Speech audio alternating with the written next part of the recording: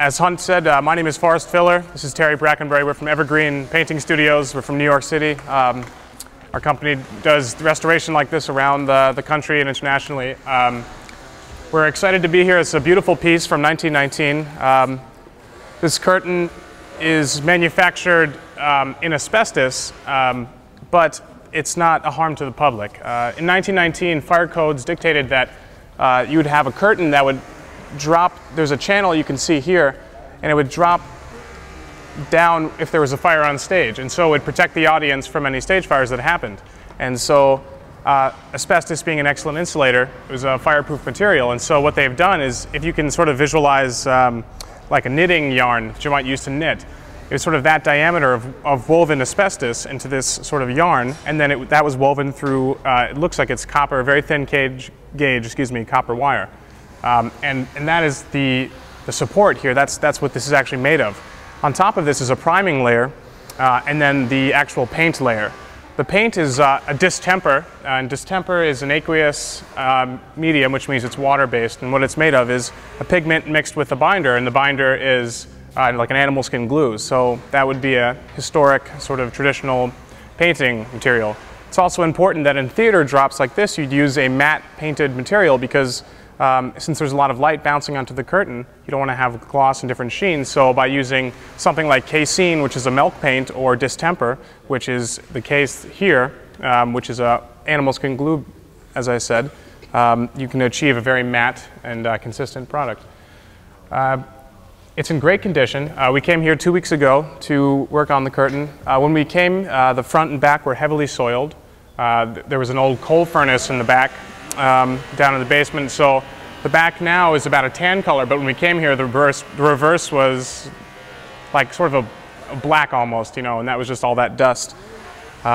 Because it's a water-based paint, we were not able to clean it with sort of aqueous, which is water-based, or solvent, organic solvent, so we had to use a dry cleaning process. And so we mechanically cleaned both the front and back. Once we'd done that, we encapsulated the reverse with a polymer material to seal the asbestos from the reverse. The front is already encapsulated by paint, but we also then varnished it to protect the paint layer from damages and moisture. Once we'd done that, we did some structural work. There were some rips and tears and holes, and so we've been doing patching and sealing up things with epoxy. The upper right corner, where there's a steel pipe that supports the curtain, there was about 1.5 feet which had ripped off and was hanging in a flap. So we had to do some sewing and re-stitch it back up, and then use some different adhesives and patching, and then in-paint it to make it match. So of the 2 different types of damages we had to paint, there's something called in-painting, and to in-paint means there's a small loss or an area where the paint has flaked off. We'll just carefully dot in a color to match in just that area. And so we did that kind of restoration.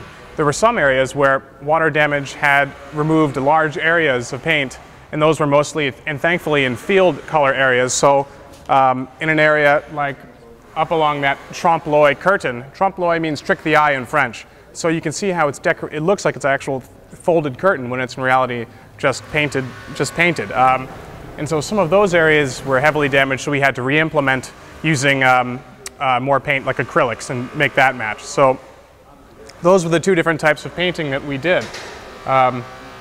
That's pretty much the story with this.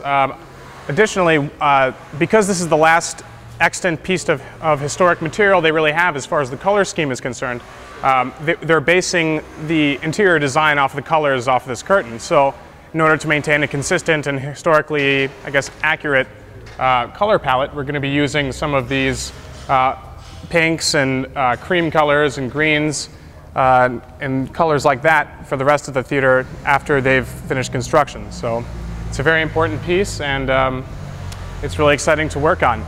If you're interested, you can go around to the back and you can see there's an inscription. Here it says Twin City Scenic Studios, or company rather, and on the back there's their mark.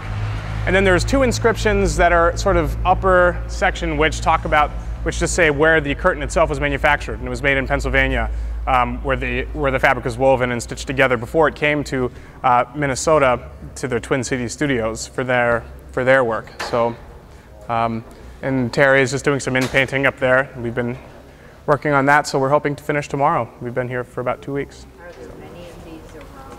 There aren't too many, and actually it's a good question because frequently in this type of situation, when an old theater is being restored, if they find a curtain like this, if it's made of asbestos, which many of them were, they'll just throw them out, which is really sad because it's a wonderful piece of art, you know. And or if the theater is lucky, maybe sometimes they'll take a picture of it and then replicate it with the modern paints. But there's very few theaters in the country that have a curtain like this. So Marietta is very lucky to have such a wonderful example of that type of period scenic work.